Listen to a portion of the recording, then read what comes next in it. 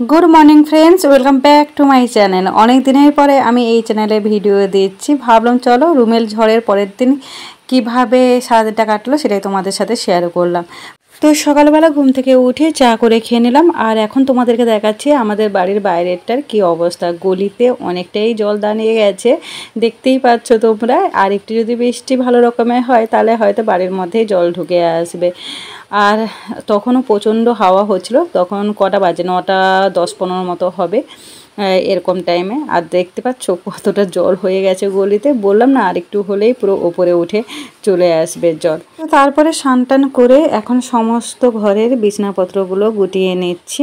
বৃষ্টি আমার ভীষণ ভীষণ ভালো লাগে, আর বৃষ্টিতে ভিজতে তো মানে আরোই ভালো লাগে, কোনো কথাই হবে না। আমার মতো কার কার ভালো লাগে সেটা একটু জানিও। আর এদিকে দেখো আমাদের একটা ড্রেসিং টেবিলের কাঁচ রয়েছে, মানে লাগানো হয়নি, সেটা এই ঘরে এইভাবে রাখা ছিল, কিন্তু সেটা যে হাওয়ায় এইভাবে পড়ে যাবে সেটা আমরা বুঝতে পারিনি। এমন একটা দমকা হাওয়া এলো আর পড়ে গেল রাত্রেবেলা, আমরা তো ভয় পেয়ে গেছি যে কি হয়ে গেল। তারপর দেখি না কাঁচটা উল্টে পড়ে গেছে, ভেবেছিলাম হয়তো কাঁচটা ভেঙে গেছে, বাট পরে দেখলাম যে না, কাঁচটা ভাঙেনি, কিছুই হয়নি। জানি না কাঁচটা আদৌ কোনোদিন কোনো কাজে লাগবে কিনা। তো যাই হোক, এদিকে জামা কাপড় শুকানোর ভীষণ অসুবিধা হচ্ছে। আমি সিঁড়ির রেলিংয়ে জামা কাপড়টা শুকিয়ে দিলাম। তারপরে তোমাদের দাদা ভাইয়ের সাথে বেরিয়ে পড়লাম চিকেন আনতে। বৃষ্টি হলে ভালো মন্দ খেতে ইচ্ছে হয়, সেটা সবারই হয়, তাই না বলো? তো চিকেন আনতে গিয়েছিলাম, কিন্তু 7টা-8টা দোকান ঘোরার পরে একটা দোকানে পেয়েছিলাম। তারপরে বাড়িতে নিয়ে এসে ধুয়ে ফ্রিজে রেখে দিয়েছি।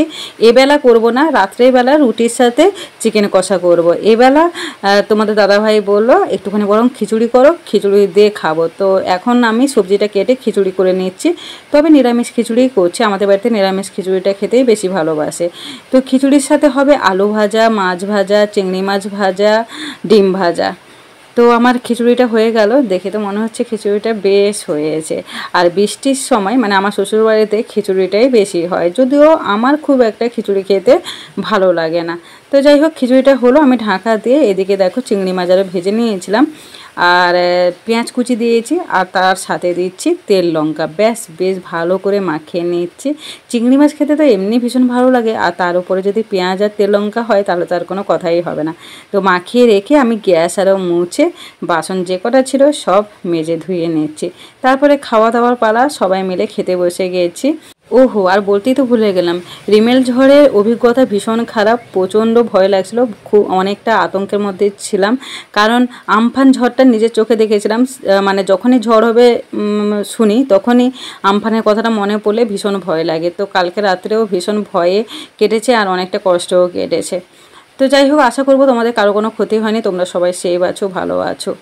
আর আজকের আমার এই ছোট্ট ভিডিওটা তোমাদের কেমন লাগলো অবশ্যই জানাবে, আর লাইক করো। আর টাটা, আবার হয়তো নেক্সট কোনো ব্লগে তোমাদের সাথে দেখা হচ্ছে।